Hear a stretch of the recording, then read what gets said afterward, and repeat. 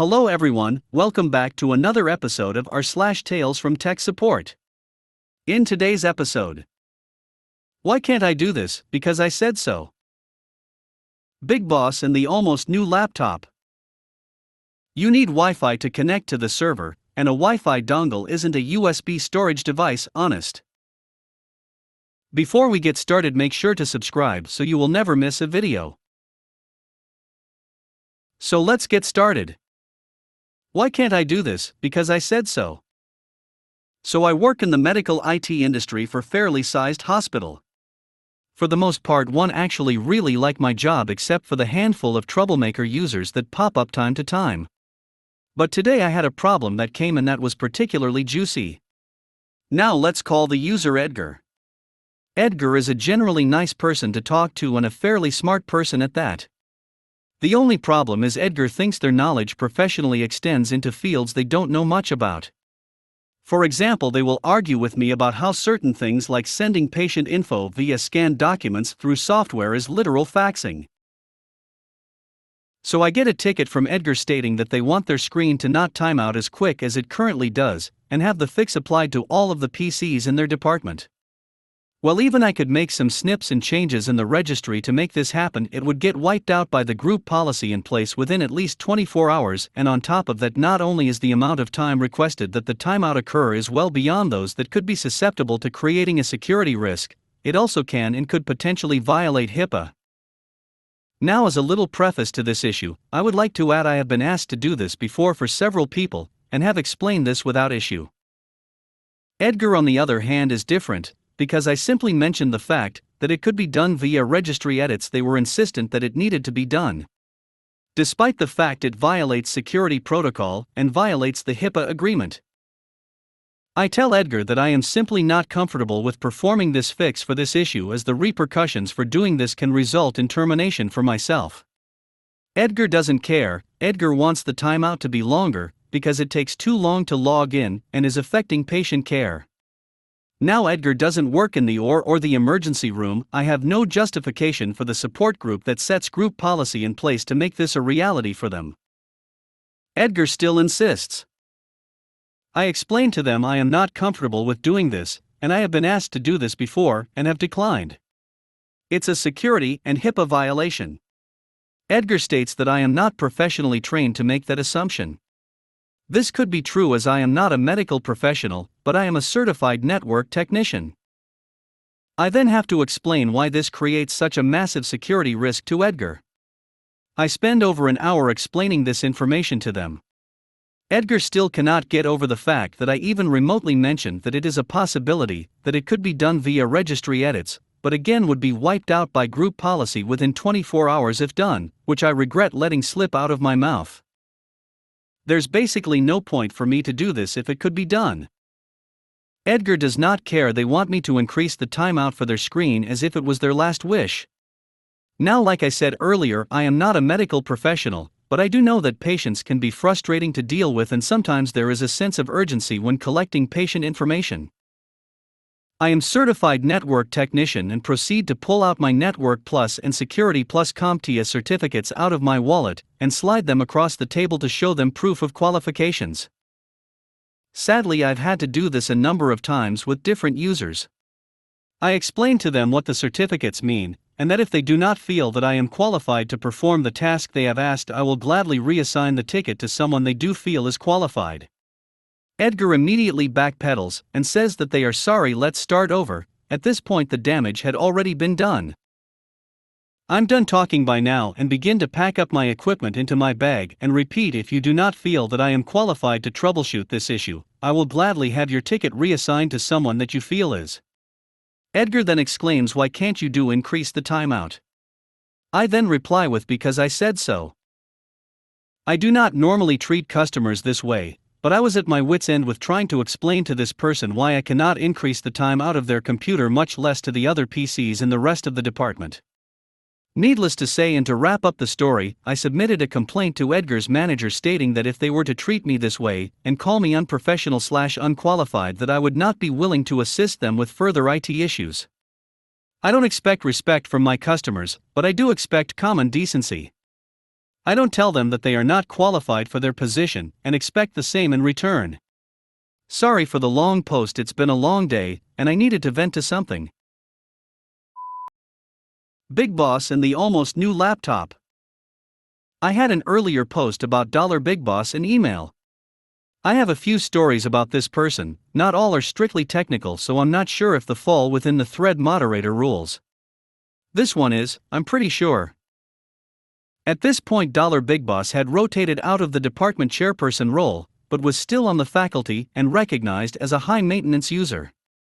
He would rarely submit tickets, he'd either email me directly, call me, or show up in my office wanting help now. This time, he emailed. Basically, he said his laptop was running slow, and he was worried something was wrong with it. Could I come by and look? We didn't actually care about ticket metrics at this point. A lot of requests were generated in a similar way, it was mostly okay. I replied that I'd be happy to look. When would a good time be? He was in his office right now, so I popped down the hall to see him. He had his laptop, a PowerBook, sitting on his desk, and starts showing me, at warp speed, what the problem is. He's clicking his mouse every 2 seconds, flipping from window to window, app to app, and saying, See? It's slow. There is some lag while he indulging in this clicking frenzy. The screen is refreshing so fast I can't follow what he's doing. I take a deep breath. Can I try a few things? He lets go of the mouse and I start slowly clicking through all the things he has open. There's a ton. Several browser windows, Office, text window, PDF viewer, and then I hit something I've never seen before. It's a window with a bunch of graphs that seems to be constantly refreshing, like it's streaming. What's this? It's a program that shows him real-time stock pricing info. He uses it for day trading. I start looking at the resources being used using the regular old system monitor stuff from Apple. The machine has the minimal memory offered, and he's using it all. I'm guessing there's some swapping going on as he feverishly clicks around. Plus, the streaming is a memory hog according to the monitor. When did this slowness start? Last week. By chance, is that when he installed the streaming price thing? No, wait, yes, or maybe. I explain he probably needs to upgrade memory, but it may be easier to just get a new laptop. I know for a fact that he has lots of funding from various grants, but he is also very cheap. He says the laptop isn't that old, he shouldn't have to replace it. How old is it? A year, maybe 2. I'm looking at it and thinking, no way. I click on the About This Mac tab, it's over 4 years old. He doesn't believe it. I'm telling him I could look it up the property database and find out when it was purchased, but that's beside the point. Doesn't he want a faster machine? We should order one with the memory maxed out. Yes, I'll be happy to get him a quote. I get him a quote and we go back and forth about much it costs. We buy a lot of Apple stuff, they should give us a better price. They already do, it called education pricing, and no, our department is way too small of a customer to get better pricing. He's kind of sulky but finally agrees to what I've proposed. For context, most users would send me a completed config for a laptop, and I would just get it ordered. Anyway, I got his new laptop and install all the stuff he wanted, bunch of stuff from Mac ports, and migrated his various files. Yes, most users could do this themselves. And he had to install his magic stock pricing thing, since was clearly not related to university business. At the end of day it was kind of frustrating, since the original problem was caused by his incidental use, and all the angst about buying a new laptop when he had plenty of money to buy one, and he used it a zillion hours a day. But I realized that if the university wanted to pay me to listen to folks whine about how expensive computers are, that's okay. It was clear my time was considered free. You need Wi-Fi to connect to the server, and a Wi-Fi dongle isn't a USB storage device, honest. This happened a while ago. How long? Not going to say. What industry? Not going to say. But the entirety of the office's existence is generating TPS reports and writing checks, and or sending direct deposits. It's not payroll. It's TPS reports. And the checks aren't payroll checks, they are. For recalled. ERM. Party balloons? The pay for this bit show is remarkably good. We are under tents and set up on folding tables. Screw you COVID for forcing us outdoors. 7:30 a.m. on a day that ended in Y. Okay everyone, if you're not set up and good to write reports, print the signed payment agreements, please let me know so I can help you get set up. I help a few people get logged on and help folks get set up, diagnose an unplugged power strip ECT.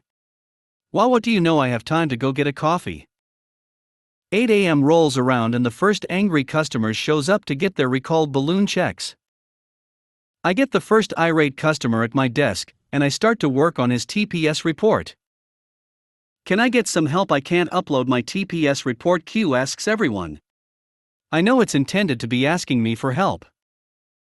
To put some of this in context, Q is somewhere in age between my dad, who retired 5 years ago, and my long-dead grandfather in age. I'm filling out Mr. Smith's TPS report, pass the customer over to someone else, and give me 5 minutes, and I'll come help.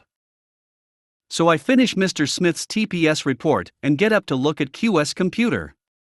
I hit the giant link on his desktop for the web app to import TPS reports and no joy. No internet. I look at his network and no network connection. Lo joy. I go into it and no wireless networks available. So the next thing I do is start looking for the idiot switch for switching off the Wi-Fi. I've seen that issue before, heck, I've done that more times than I can count, and it's an honest mistake. Yeah, this ancient crapbox doesn't seem to have an idiot switch. I go into Device Manager to look for a wireless card driver issue. And no wireless devices. Period. None, zip, nada. I push out a quick email to the boss. Hey boss. QS computer won't work out here without a Wi-Fi dongle. You've spent enough time trying to get QS uploader to work, just get back to work, and let tech support team view his computer. Okay. So I call next in line in the socially distanced bullpen of a queue of POD customers and start taking down his information for the party balloon warranty, and start filling in the TPS report. After about half an hour of tech support trying to help Q get TeamViewer working, he finally gets the all clear to go into the building with the computer to walk to IT and get them to look at the computer. About 10 minutes later, Q comes back and sits down with his computer. He plugs in a Wi-Fi dongle and starts his laptop up. He takes the next angry customer in line and gets to work. Surprisingly, everything runs well for about an hour. The supervisor walks up and says, "What the heck are you doing, Q? No USB storage allowed for any reason. These computers have sensitive balloon warranty information on them," and she pulls the Wi-Fi dongle out. "I'm just using what IT told me to use to fix it," Q tells her. IT knows the rules, IT made the rules. This is a serious breach. I decide to open a giant can of worms and remind the supervisor of a certain policy. Don't you have to have him escorted to CyberSec and HR on a first offense due to the sensitive nature of the customer data on the TPS reports? Who knew that party balloon warranties were so sensitive of documents? I had a very productive hour or so until they both came back outside.